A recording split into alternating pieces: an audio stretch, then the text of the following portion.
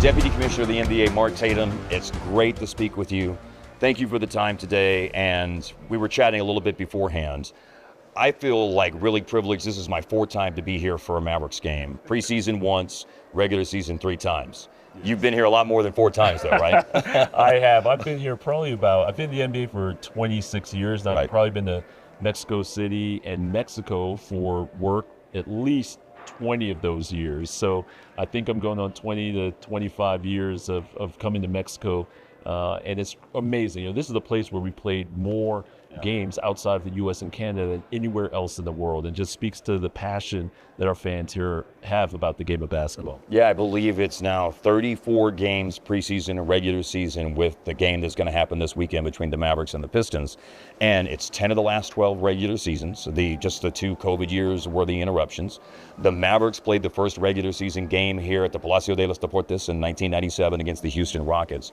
When you look at the footprints and how many times the league is coming here to Mexico, what does it say to you about the growth and the popularity of the game here in Mexico, and specifically the NBA? It's incredible to watch that growth. And by the way, the Mavericks, after they play tomorrow night, will have played the most number of games by any NBA team here in Mexico. So nice. They really have been the pioneers and have been amazing at helping to grow the game of basketball here. When you think about this market in Mexico City in particular, it is the largest city in North America. I don't think a lot of people realize that. Basketball is the number 2 sport here. It's one of the fastest growing sports in Mexico. And we've got 33 million NBA fans here of basketball. And so we're seeing it now in grassroots programs and grassroots development. We're seeing it in the distribution of our games here in Spanish.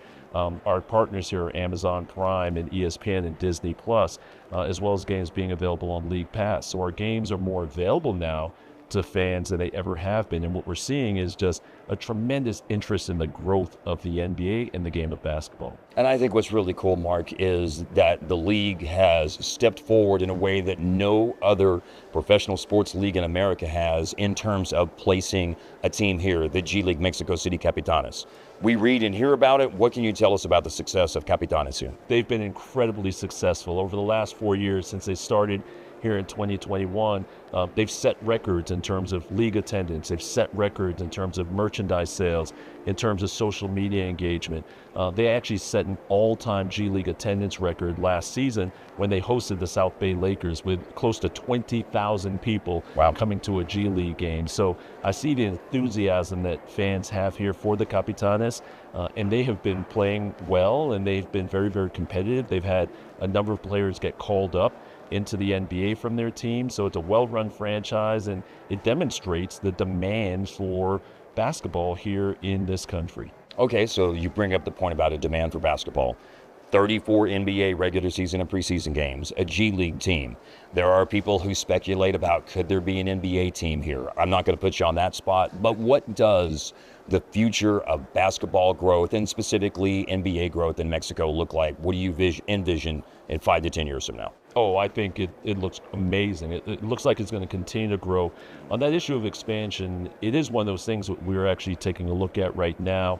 The commissioner has said that we're going through the process of evaluating whether or not it makes sense. And I have to tell you that Mexico City, in the context of that, has to be one of the places that we would have to consider. Considering it is the largest city in North America, the success of the Capitanes that we've seen here, the growth and popularity of basketball. So it's a city that we would absolutely have to consider as we think about the future expansion of the NBA. 22 million people in the metropolitan area of Mexico City alone. Amazing. Yeah, it is. It's truly incredible. Now, along with the marketing and the tremendous marketing engine of the NBA, we brought up the Mavericks. There's geographic proximity. There's a desire by the Mavericks, of course, to establish as a team a larger foothold, a bigger presence here. The Mavs Foundation refurbished courts earlier this year in Monterrey as well. Yep. Again, you know, there's a tremendous marketing engine involved with the league, but how do you view it when a team kind of does that themselves and tries to really build their own brand?